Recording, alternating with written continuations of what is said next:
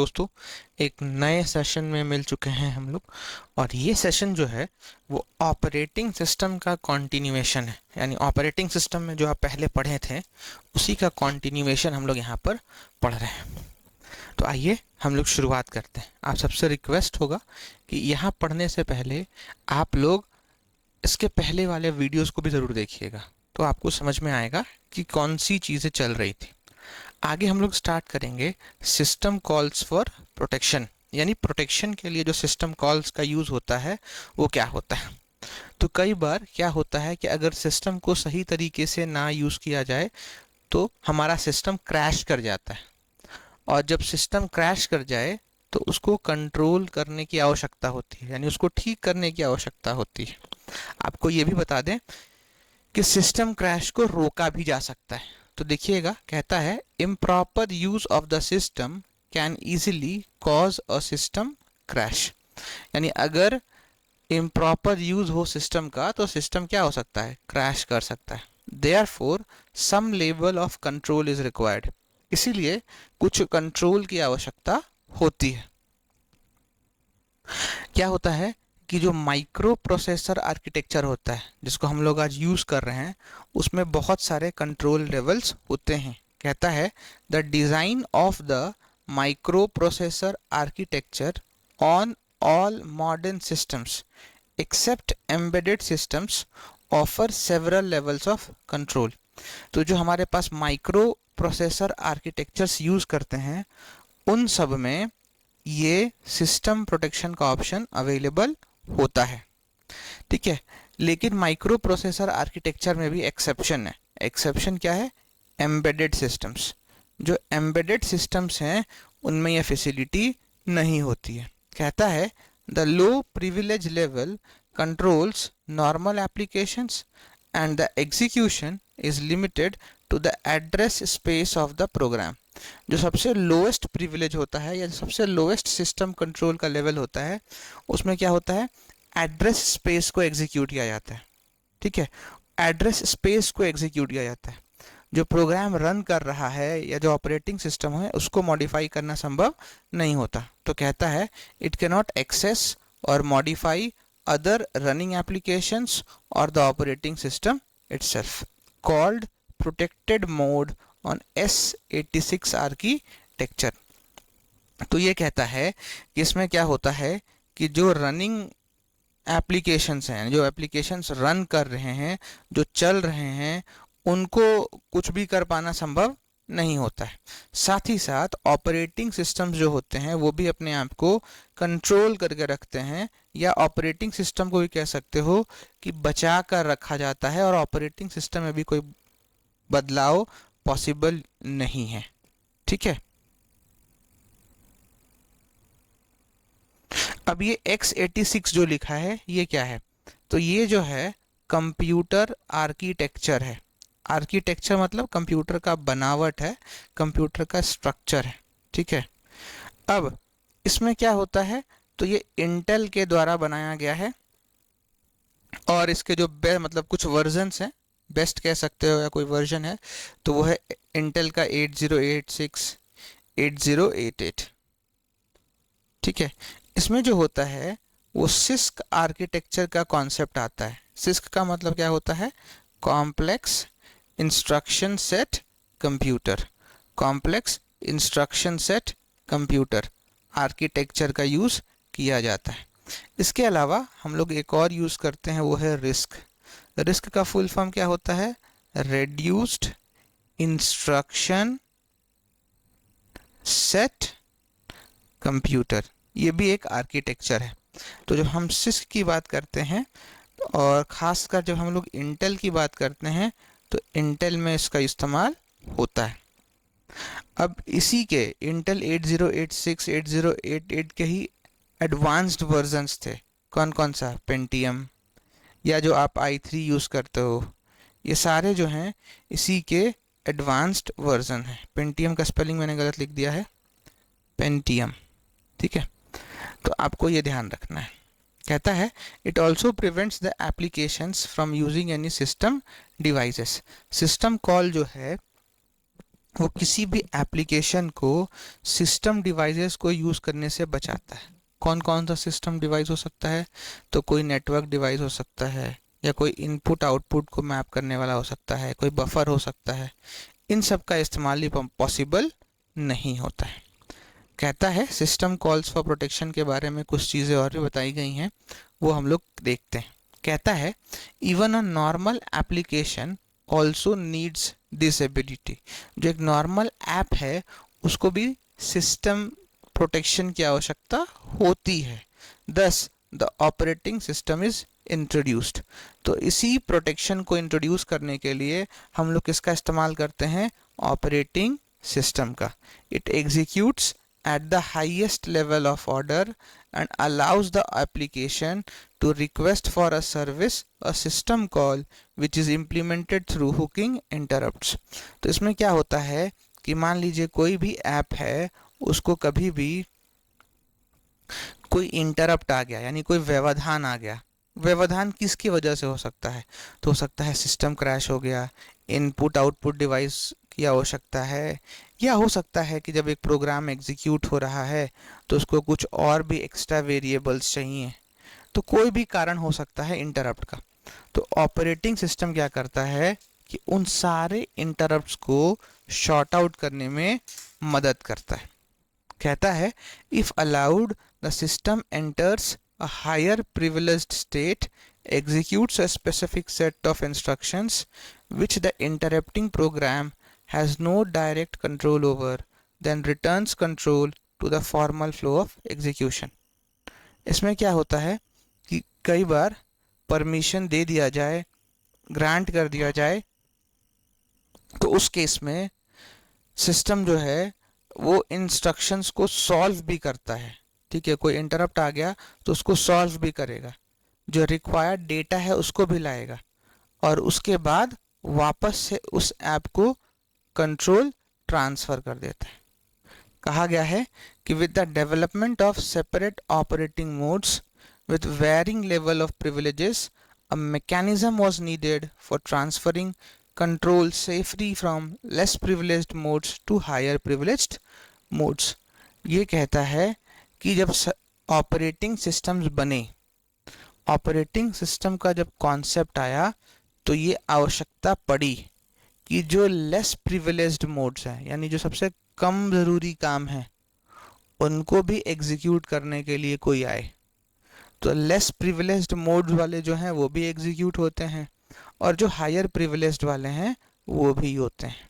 ठीक है, तो लेस प्रिविलेज्ड मोड्स का मतलब क्या हो गया? वो काम जिसका इस्तेमाल कम होता है कंप्यूटर्स में। हाई प्रिविलेज्ड मोड्स क्या हो गया? तो वो टास्क जिसका इस्तेमाल ज़्यादा होता है। तो हाई प्रिविलेज्ड की अगर हम बात करें तो हाई प्रिविलेज्ड के अंदर ही इंटरप्ट आता है। ये एक हाई प्रिविलेज्ड मोड है। हाई प्रिविलेज्ड क्यों है? क्योंकि इंटरप्ट की वजह से पूरा का पूरा कंप्यूटर क्रैश कर सकता है। ठीक है, less privileged code could not simply transfer control to more privileged code at any arbitrary point and with any arbitrary process state। To allow it to do so could allow it to break security। यहाँ पर यह भी बताया गया है कि less privileged modes जो हैं उनको हम लोग छोड़ नहीं सकते। ठीक है, अगर लेस प्रिविलेज्ड कोड्स में भी कोई दिक्कत आता है, ठीक है, तो लेस प्रिविलेज्ड वालों को भी वहीं पे शॉर्ट आउट किया जाएगा। ऐसा नहीं है कि जो लेस प्रिविलेज्ड मोड है वो अपना कंट्रोल दे देगा हाई प्रिविलेज्ड वाले को, और हाई प्रिविलेज वाला जो है वो लेस प्रिविलेज्ड वाले को दे देगा। जो जहाँ पर है वो वहीं रहेगा, लेकिन अगर उसमें फॉल्ट आता है तो उसको शॉर्ट आउट किया जाएगा। नेक्स्ट कहता है system call for time management. ये क्या होता है? तो कहता है many operating systems provide a time profile of a program. कई ऑपरेटिंग सिस्टम्स जो होते हैं वो टाइम प्रोफाइल भी प्रोवाइड करते हैं। अब ये टाइम प्रोफाइल क्या दिखाता है? तो it indicates the amount of time that the program executes at a particular location और सेट ऑफ लोकेशंस। तो इसमें जो टाइम होता है वो बताता है कि एक प्रोग्राम जो है किसी पर्टिकुलर लोकेशन पे कितने देर तक रहा है या कितनी देर तक काम किया है। नेक्स्ट कहता है अ टाइम प्रोफाइल रिक्वायर्स आइदर अ ट्रेसिंग फैसिलिटी और रेगुलर टाइमर इंटरप्ट्स। तो ये जो टाइम प्रोफाइल होता है उसको दो चीज़ की आवश्यकता होती है, इन दोनों में से कोई एक होना चाहिए। पहला क्या हो गया, ट्रेसिंग फैसिलिटी। तो ट्रेसिंग फैसिलिटी में यही देखा जाता है कि कितने देर तक एक प्रोग्राम एक पर्टिकुलर लोकेशन पे रहा है। दूसरा क्या होता है, regular timer interrupts. Regular timer interrupts में क्या होता है कि अगर एक लोकेशन पे बहुत देर तक कोई प्रोग्राम रुकता है तो ऑटोमेटिकली उस प्रोग्राम को क्या किया जाता है, इंटरप्ट कर दिया जाता है। उस प्रोग्राम को क्या किया जाता है, रोक दिया जाता है। कहता है at every occurrence of the timer interrupt the value of the program counter is recorded. कहता है कि हर एक इंटरप्ट पे जो टाइमर होता है वो रिकॉर्ड करता है कि प्रोग्राम किस किस चीज़ को फेस कर रहा है। कहा गया है with sufficiently frequent timer interrupts a statistical picture of the time spent on various parts of the program can be obtained. तो एक फ्रीक्वेंट टाइमर का यूज़ करके हम लोग चेक कर सकते हैं कि एक प्रोग्राम जो है वो कहाँ कहाँ पे ज़्यादा टाइम स्पेंड कर रहा है, या किस किस लोकेशन पे किस किस हार्डवेयर के साथ किस किस हार्डवेयर पे वो ज़्यादा टाइम का यूज़ कर सकता है, ये करता है। इससे हमें फ़ायदा होता है, हम जान पाते हैं कि कौन सा ऐसा पार्ट है जो मैल फंक्शन कर रहा है। मैल फंक्शन का मतलब कि जो सबसे स्लो काम कर रहा होगा वहाँ पे एक प्रोग्राम को चांसेस है कि ज़्यादा टाइम लगेगा। तो हमें पहचानने में सुविधा मिलती है, हम इस चीज़ से पहचान पाते हैं कि कहीं कोई हमारा हार्डवेयर मैल फंक्शन तो नहीं कर रहा, ख़राब तो नहीं हो गया है। ठीक है, तो इन सारे चीज़ों की जानकारी हम वहाँ से रख सकते हैं। आई होप आप लोग समझ पा रहे हैं। अब अगर आगे चला जाए तो हमारे पास एक नेक्स्ट है, वो है system calls for device management. यानी सिस्टम कॉल्स जो हैं डिवाइस मैनेजमेंट के, उनकी चर्चा करते हैं। तो system calls for device management क्या होता है, तो कहा गया है a program as it is running may need additional resources to proceed, which may be more memory, tape drives, SS2 files and so on। जब एक प्रोग्राम रन कर रहा है तो रन करने के दौरान ये हो सकता है कि उसको कुछ एडिशनल यानी कुछ और रिसोर्सेस चाहिए ताकि वो और आगे एग्जीक्यूट हो सके। तो वो कौन कौन से रिसोर्सेस हो सकते हैं, तो वो हो सकता है उसको और मेमोरी चाहिए, और टेप ड्राइव्स यानी कोई सेकेंडरी मेमोरी चाहिए, हो सकता है उसको कोई फाइल चाहिए या एसेट्रा चाहिए। तो if the resources are available they can be granted and control can be returned to the user program. तो अगर मान लीजिए उसको जो रिसोर्स चाहिए वो रिसोर्स अगर अवेलेबल है, ठीक है, अगर वो रिसोर्स अवेलेबल है तो उस केस में क्या करता है, वेल एंड गुड, उन रिसोर्सेज को प्रदान कर दिया जाता है। और अगर अवेलेबल नहीं है तो उस केस में क्या करते हैं, तो उस केस में यूज़र जो होता है वो कंट्रोल ट्रांसफ़र करता है। किसको, तो प्रोग्राम को। और ट्रांसफ़र करने के बाद उससे कहा जाता है, यानी प्रोग्राम से कहा जाता है कि आपको इंतज़ार करना पड़ेगा जब तक सफिशिएंट रिसोर्सेस ना आ जाए। तो कभी कहा गया है otherwise the program will have to wait until sufficient resources are available। Next कहा गया है the following system calls are used to manage devices. तो इस सिस्टम कॉल का इस्तेमाल हम क्यों करते हैं, इसका इस्तेमाल इसीलिए करते हैं ताकि डिवाइसेस को मैनेज कर सके। कौन कौन सा हो सकता है, तो मान लीजिए रिक्वेस्ट डिवाइस, यानी कुछ रिक्वेस्ट करने के लिए वो कह रहा हो। रिलीज डिवाइस, यानी मान लीजिए एक प्रोग्राम जो है बहुत देर से किसी प्रोसेसर को लेकर बैठा है तो प्रोसेसर को छोड़ने के लिए रिक्वेस्ट कर सकता है। कोई फाइल को रीड करना हो, राइट करना हो, कोई डिवाइस है मान लीजिए अटैच्ड है तो उसका कोई फीचर जानना हो, ये सारा काम यहाँ से कर सकते हैं। कहता है system calls are generally available as assembly language instructions.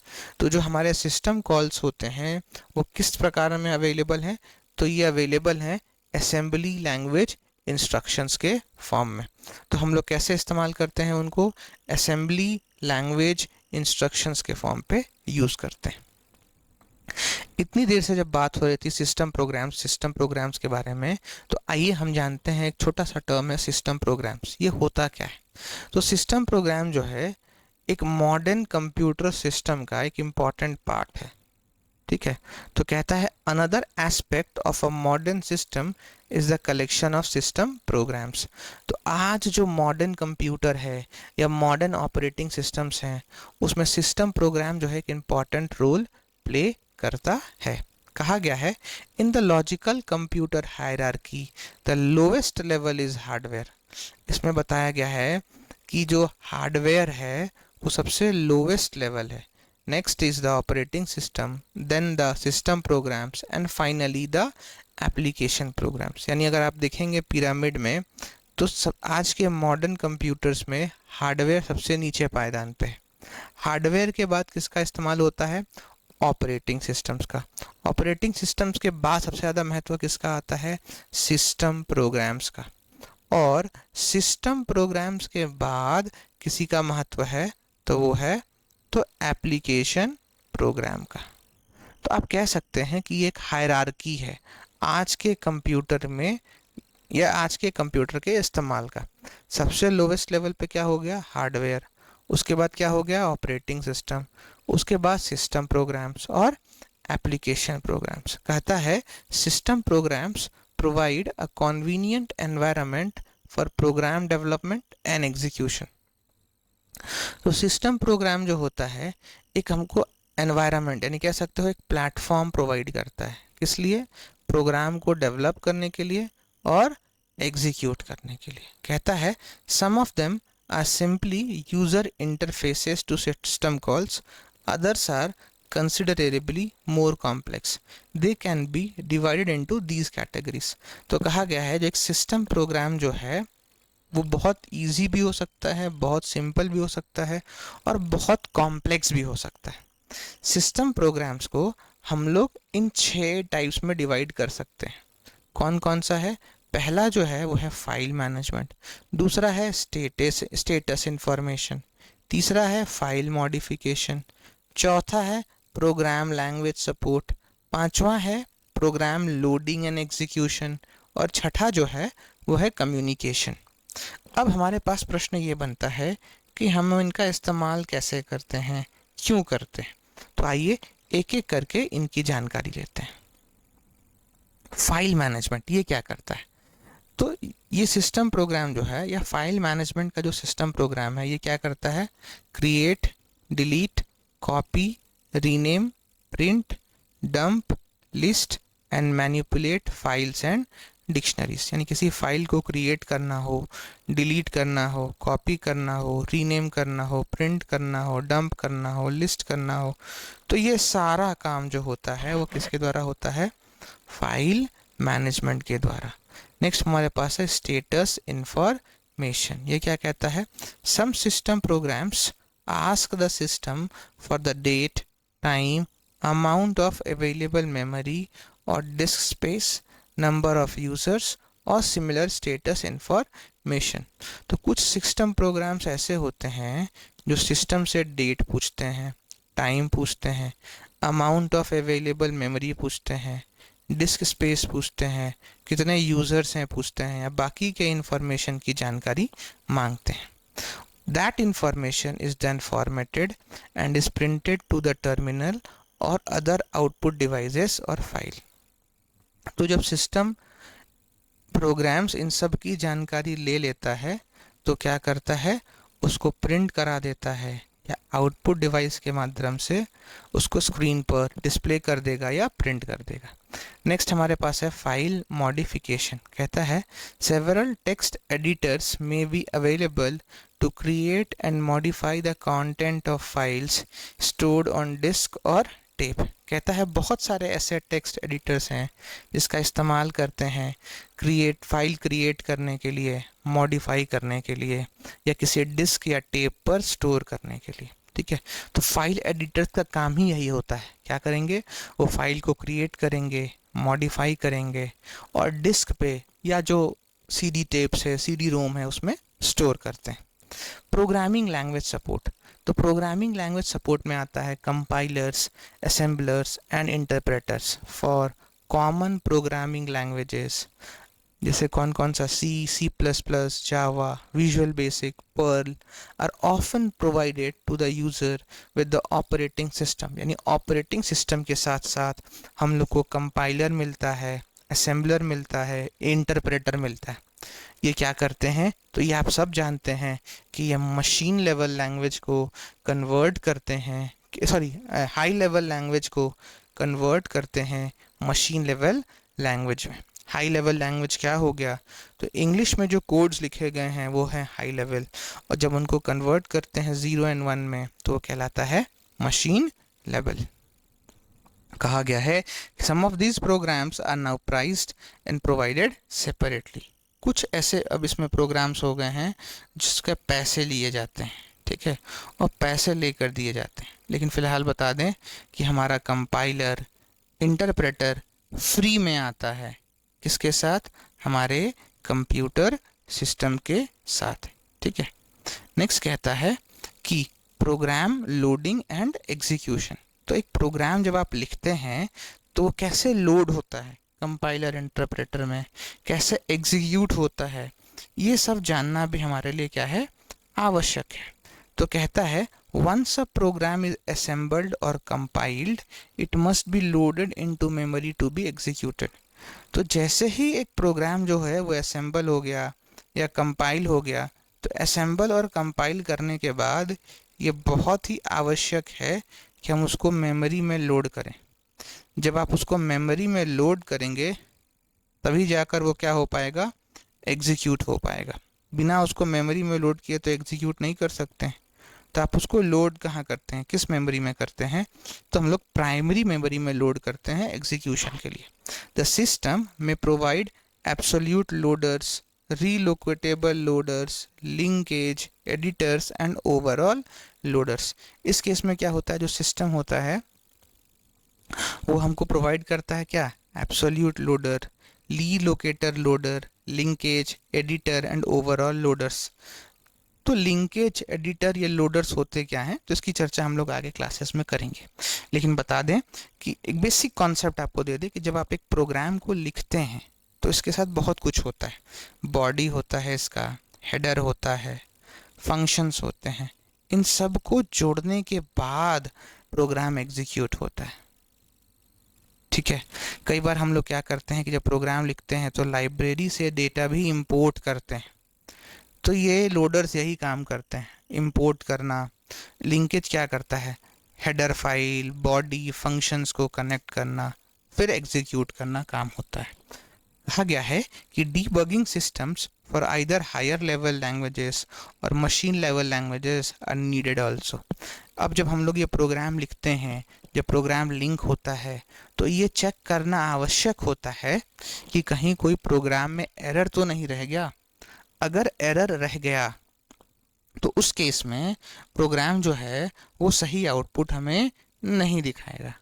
तो ये ज़रूरी है कि हम लोग क्या करें, प्रोग्राम को एक सीक्वेंस में रखें और सीक्वेंस में रखने के बाद चेक करें कि उसमें कोई एरर तो नहीं है। तो जो प्रोसेस ऑफ फाइंडिंग एरर होता है उसी को हम लोग कहते हैं डीबगिंग। डीबगिंग क्या होता है, तो process of finding and removing errors, ठीक है, उसको हम लोग क्या बोलते हैं, डीबगिंग। नेक्स्ट है कम्युनिकेशन।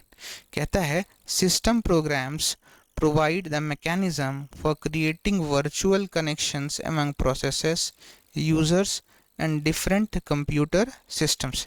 सिस्टम प्रोग्राम जो है वो एक मैकेनिज्म प्रोवाइड करता है, किस लिए, तो वर्चुअल कनेक्शन स्थापित करने के लिए। वर्चुअल कनेक्शंस का मतलब क्या हो गया, तो हो सकता है कि एक प्रोसेसर में एक से अधिक प्रोसेस हो, इन दोनों को आपस में कम्युनिकेट करना हो, तो कम्युनिकेशन कैसे एस्टैब्लिश करेंगे, वर्चुअल कनेक्शंस के थ्रू, ठीक है। तो कैसे कर सकते हैं हम लोग, सिस्टम प्रोग्राम्स का यूज़ करके कर सकते हैं। अब मान लीजिए एक साथ मल्टी यूज़र ऑपरेटिंग सिस्टम आता है, तो दो यूजर्स लॉगिन हैं या दो से अधिक हैं, तो इन दोनों में कम्युनिकेशन एस्टैब्लिश करना हो तो भी कैसे करेंगे? सिस्टम प्रोग्राम्स के थ्रू। कहता है they allow users to send messages to one another's screen, to provide web pages, to send emails, to log in remotely और transfer files from one machine to another. तो ये सिस्टम प्रोग्राम्स क्या करते हैं? ये हमें मदद करते हैं वेब पेजेस को ब्राउज करने में, ईमेल्स भेजने में, रिमोट लॉगिन में, या फाइल ट्रांसफ़र जब करना हो एक सिस्टम से दूसरे सिस्टम में, उस केस में सिस्टम प्रोग्राम्स का इस्तेमाल होता है। आई होप कि आपको चीज़ें समझ में आ रही हैं। अगर कोई असुविधा है, दिक्कत है, तो आप ज़रूर मुझे कमेंट करके बताइएगा, और बेहतर क्या हो सकता है वो हम आपके लिए करेंगे। इसके साथ साथ आपसे रिक्वेस्ट है कि हमारे चैनल को सब्सक्राइब और शेयर ज़रूर करिए। इससे क्या होगा कि हम लोगों तक एक कनेक्शन स्टैब्लिश कर पाएंगे। नेक्स्ट पॉइंट की तरफ चलते हैं। नेक्स्ट कहता है कि most operating systems are supplied with programs that solve common problems और परफॉर्म कॉमन ऑपरेशंस। तो ऑपरेटिंग सिस्टम्स क्या है ना कि उसमें बहुत सारे ऐसे प्रोग्राम्स भी अवेलेबल हैं जो कॉम्प्लेक्स प्रॉब्लम्स को सॉल्व कर सकते हैं या हमें कंप्यूटर को यूज़ करने में मदद कर सकते हैं। कौन कौन से हो सकते हैं? तो वेब ब्राउज़र हो सकता है। जैसे आप माइक्रोसॉफ्ट खरीदेंगे तो आपको माइक्रोसॉफ्ट एज का मिलेगा वहाँ पे वेब ब्राउज़र। आप अगर विंडोज़ का ऑपरेटिंग सिस्टम लेते हैं तो उसमें आपको वर्ड पैड मिलता है, नोट पैड मिलता है। ये सारे क्या हैं? वर्ड प्रोसेसर्स हैं। इसी को हम लोग टेक्स्ट फॉर्मेट्स भी कहते हैं। स्प्रेडशीट तो हम लोग को मिलता नहीं है, डेटाबेस नहीं मिलता। कंपाइलर्स मिलेंगे, plotting and statistical analysis packages, games मिलते हैं। तो विंडोज़ में भी ये मिलता है। तो ये सारे जो प्रोग्राम्स हैं इन्हीं को हम लोग कहते हैं सिस्टम यूटिलिटीज़ या एप्लीकेशन प्रोग्राम्स। तो सिस्टम यूटिलिटीज़ क्या है? तो सिस्टम यूटिलिटीज़ का मतलब होता है कि जो हमारे कंप्यूटर को स्मूथ बना के रखे, कंप्यूटर को स्मूथ बना के रखे, हम उसको क्या बोलते हैं? System utility programmes. और एप्लीकेशन प्रोग्राम्स किसका इस्तेमाल करते हैं या एप्लीकेशन प्रोग्राम्स का यूज़ क्यों होता है? तो यूज़र को ये easy use of computer ensure करते हैं। अगर एक यूज़र अपने कंप्यूटर को आसानी से यूज़ कर पा रहा है तो किसकी वजह से है? एप्लीकेशन प्रोग्राम की वजह से। कहता है the most important system program for an operating system is the command interpreter, the main function of which is to get and execute the next user specified command. सबसे इम्पॉर्टेंट सिस्टम प्रोग्राम जो है किसी computer का, किसी operating system का, तो वो है कमांड इंटरप्रेटर। कमांड इंटरप्रेटर करता क्या है? तो ये एग्जीक्यूट करता है। किस चीज़ को एग्जीक्यूट करता है? जो नेक्स्ट कमांड होगा उसको एग्जीक्यूट करता है। ठीक है, तो ये क्या करेगा? कमांड इंटरप्रेटर नेक्स्ट इंस्ट्रक्शन जो जैसे ही मिलेगा उसको गेट करेगा यानी कलेक्ट करेगा, और कलेक्ट करने के बाद उसको एग्जीक्यूशन प्रोसेस में लगा देता है। ठीक है, तो अगर कोई असुविधा है तो आप प्लीज़ ज़रूर हमसे बताएं। साथ ही साथ इस नंबर पे हमारा व्हाट्सएप है और टेलीग्राम ग्रुप भी है। आप यहाँ से जुड़कर सारे कंटेंट का पीडीएफ प्राप्त कर सकते हैं। इस इंस्टाग्राम आईडी पे आप जुड़ के हर दिन का शेड्यूल भी प्राप्त कर सकते हैं कि हर दिन किस किस चीज़ों को पढ़ाया जाएगा। साथ ही साथ इस चैनल को हम और बेहतर बनाना चाहते हैं, इंफ्रास्ट्रक्चर टेस्ट सीरीज बनाना चाहते हैं, तो उसके लिए आप हमें दान अवश्य दें, आप हमें डोनेट करें। वो आपकी इच्छा है, 1 रुपया या जितना करना चाहते हैं इस यूपीआई के माध्यम से आप कर सकते हैं। हम इसके लिए आपके आभारी रहेंगे। ठीक है, अब अगर हम लोग बात करें कि ऑपरेटिंग सिस्टम जो होता है उसका स्ट्रक्चर कैसा होता है, तो ऑपरेटिंग सिस्टम को स्ट्रक्चर को समझने के लिए हम लोग इस डायग्राम को समझते हैं। क्या क्या होता है? पहला हो गया, इसमें होता है हार्डवेयर। दूसरा क्या होता है? इसमें कर्नेल, आउटर ओएस, इंटरफेस और एप्लीकेशन।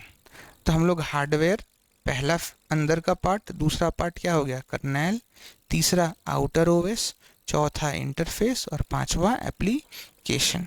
तो ये क्या है, कैसे यूज होता है, ये हमें जानना है।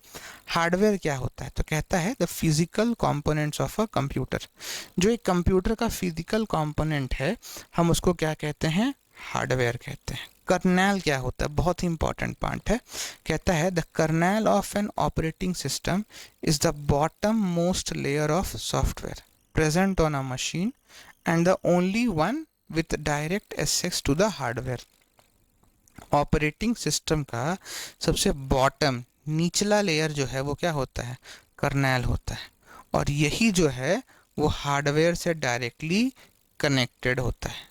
कहा गया है the code in the kernel is the most trusted in the system and all requests to do anything significant must go via the kernel. Kernel जो है वो सबसे ट्रस्टेड है, विश्वसनीय है, और कोई भी काम अगर हार्डवेयर से करवाना है तो ऑपरेटिंग सिस्टम कर्नेल से कहता है और कर्नेल उस इंस्ट्रक्शन को हार्डवेयर तक पास करता है। इट प्रोवाइड्स द मोस्ट की facilities and functions of the system. किसी भी सिस्टम का सबसे प्राइम, बेस्ट और इम्पॉर्टेंट फंक्शंस जो होता है वो कर्नेल के माध्यम से मिलता है। आउटर ओएस क्या होता है, surrounding the kernel are the other parts of the operating system. Kernel के जो बाहरी पार्ट्स हैं उससे क्या घिरा हुआ है, आउटर ओएस है। These performs less critical functions.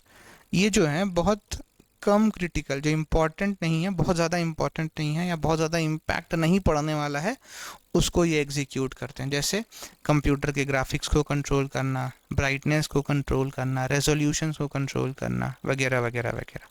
तो कहता है the graphic system which is ultimately responsible for what we see on the screen. Next कहता है interface. The interface provides us a mechanism to interact with computer. तो ये interface क्या होता है, तो ये इंटरफेस जो है वो हमें एक माध्यम बनकर आता है ताकि हम कंप्यूटर के हार्डवेयर और सॉफ्टवेयर के साथ मिलकर काम कर सकें। ठीक है, तो कंप्यूटर के हार्डवेयर और सॉफ्टवेयर के बीच में एक जो माध्यम बनकर आता है वो हमारा क्या है, इंटरफेस है, जिसका इस्तेमाल करके हम लोग कम्युनिकेट करते हैं। आज की सेशन में हम लोग यहीं तक रखेंगे। अगली क्लास जब मिलेंगे तो यहाँ से स्टार्ट करेंगे। तब तक अपना ध्यान रखिए। जय हिंद, जय भारत, वंदे मातरम।